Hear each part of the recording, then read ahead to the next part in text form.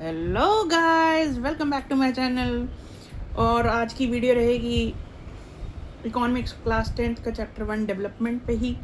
हम आगे उसके टॉपिक्स को कवर करेंगे। देखिए दोस्तों, सबसे पहले आज जो मैं आपसे इस टॉपिक पे बात करूँगा वो है नेशनल डेवलपमेंट, और उसके साथ में बात करेंगे how to compare different countries और डिफरेंट स्टेट्स, कौन से मेथड यूज़ होता है उस पर भी बात करेंगे। तो पहले बात करते हैं फर्स्ट जो टॉपिक मैंने आपको बोला कि नेशनल डेवलपमेंट क्या होता है। नेशनल डेवलपमेंट ये होता है दोस्तों कि जैसे हमने पढ़ा पीछे केस में भी पढ़ा था कि मैंने आपको पहले भी बताया था कि different people may have different developmental goals, है ना। और दूसरा बताया था कि one goal which may be a development for a person may not be for another person. मतलब मैंने ये बताया था कि developmental goals can be conflicting, ठीक है। इसीलिए लोग क्या कहते हैं, अ मिक्स ऑफ डेवलपमेंटल गोल्स को चुनते हैं। ऐसे ही नेशनल डेवलपमेंट यानी कि when we talk about the overall development of our nation, अगर हम ये क्वेश्चन करेंगे कि how should we all make India developed in a class of students, अगर हम स्टूडेंट्स से ये सवाल पूछेंगे तो हमें, जैसे हमने केस पढ़ा है कि हर बच्चा अपनी हाइट में, अपने वेट में, अपने कलर में, हर चीज़ में, अपनी इंटेलिजेंस में, हर चीज़ में अलग होता है। ऐसे ही जो इंडिया के डेवलपमेंटल आइडियाज़ हैं, इंडिया के जो डेवलपमेंटल पाथ हैं, एस्पिरेशंस हैं, गोल्स हैं, वो सबके लिए अलग अलग भी हो सकते हैं। सपोजिंगली कोई आइडिया अगर हम लेते हैं तो क्या वो एक आइडिया पूरी कम्युनिटी को बेनिफिट करेगा या स्मॉल ग्रुप ऑफ पीपल को बेनिफिट करेगा, या हम नेशनल डेवलपमेंट में overall development of the nation की बात करते हैं तो ऐसे डेवलपमेंट आइडियाज़ को हम आगे रखते हैं जिससे सर्वोच्च समाज का कल्याण हो सके।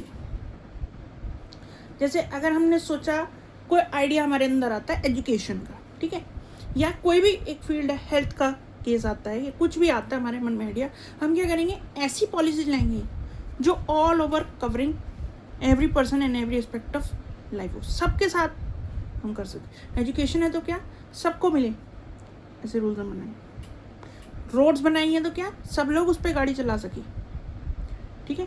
स्कूल्स बनाएं तो क्या हर बच्चा स्कूल जा सके।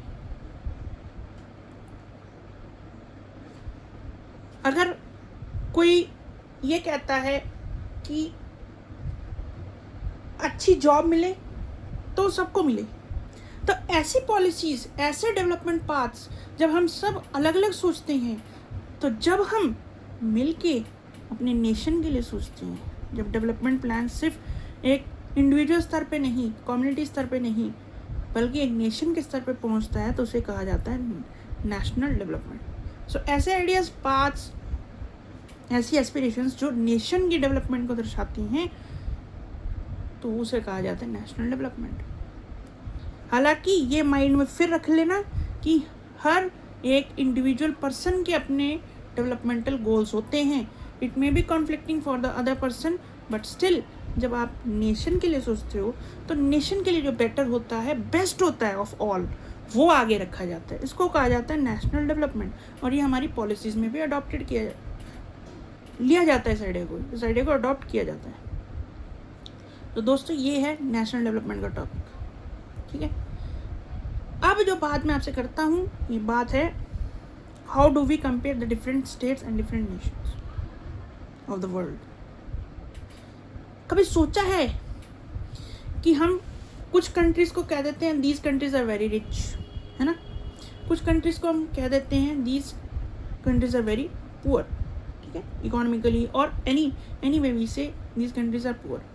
सो फॉर सिंपलिसिटी मैं आपको एक एग्जांपल देता हूँ कि एक क्लास चल रही है, वहाँ पे कुछ बच्चे बैठे हैं, हमने क्या करना है, उनका कंपैरिजन करना है। क्या करना है, कंपैरिजन।